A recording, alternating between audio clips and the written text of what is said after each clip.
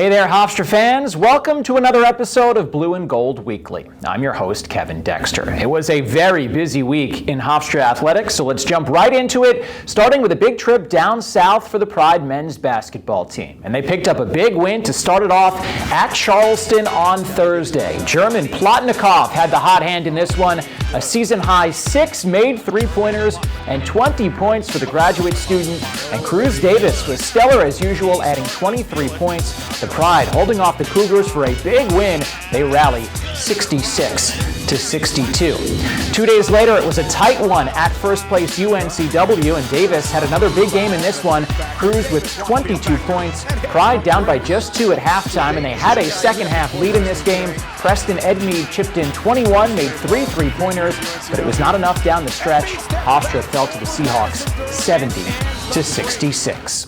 So the Pride now sitting at 8-6 in conference play with 4 games remaining in the regular season. 2 games upcoming this week. Thursday, they are home to take on Hampton. That one is an 8 o'clock tip before a trip to Northeastern on Saturday. Well, the Hofstra women also split a trip down south this weekend. First up, it was a 58-47 loss at Campbell on Friday. Chloe Sterling led the way with 14 points in that one, but they bounced back in a big way on Sunday, and they were hot from three-point range at North Carolina A&T. Neve Brown knocked down 4 threes and had a team-high 17 points. Emma Kareem chipped in 3 three-pointers and scored 14. The Pride picked up their 3rd CAA win of the season, knocking off the Lady Aggies 60-51. Just 1 game this week for the Pride. They will host UNCW here at the MAC on Sunday at 1 o'clock.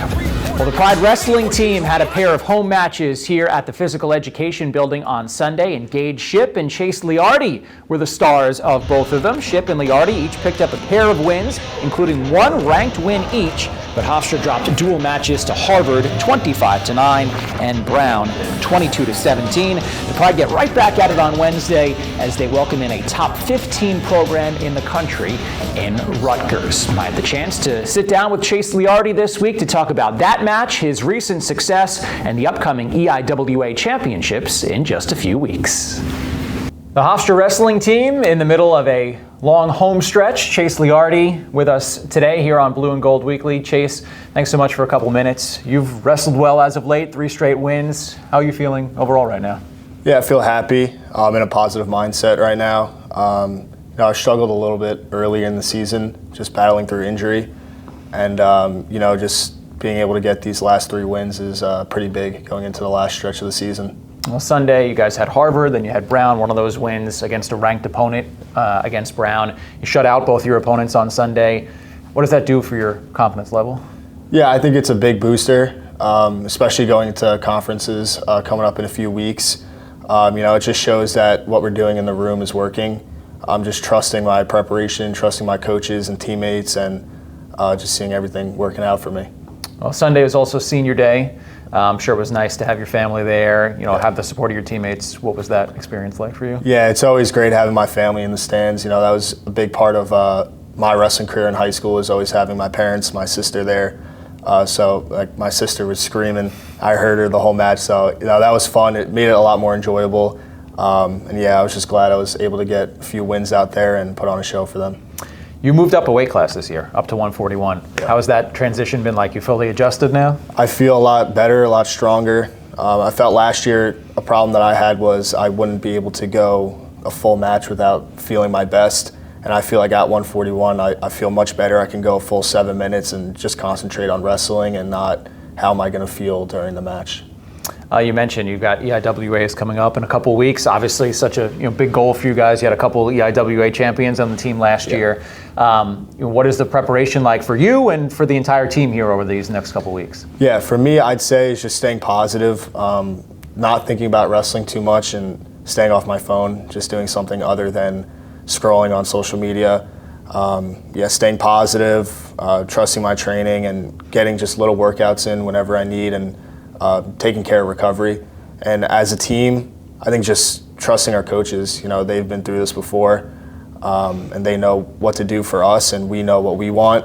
And we're good with communicating with each other, so I think just trusting our coaches and trusting our preparation is going to help us out a lot. As one of the leaders on this team, you see those guys win it last year. Yeah.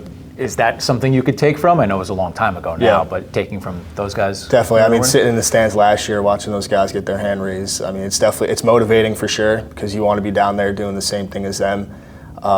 You know, they're setting the example. Last year, they would work hard every single day. So I think just, you know, that's the goal, is winning conferences and going to nationals. So I bet that's in everybody's mind in these last few weeks.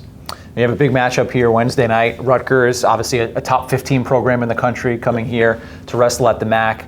How big is an opportunity is it for you and for the team? Yeah, so, I mean, every single one of us are going to have a ranked guy. You know, and that's why we have these matches, is we want to wrestle these guys to get these big wins and go to nationals, and also prove that we can beat these type of guys also. So for me, I'm going to have a pretty good guy, but you know, I don't look at numbers. I just wrestle who's in front of me. I don't care if he's ranked first or last. Like, it doesn't really matter to me. So I'm just going to go out there, no pressure at all, just let it fly and wrestle. What is your key here these next couple of weeks as you build up to conferences to have a successful last few weeks of your last season? Yeah, just staying positive, like I said. You know, this is part of the season where a lot of people start to check out mentally. So I think staying focused and staying disciplined with dieting and extra workouts and recovery is just going to help a lot going into conference weekend.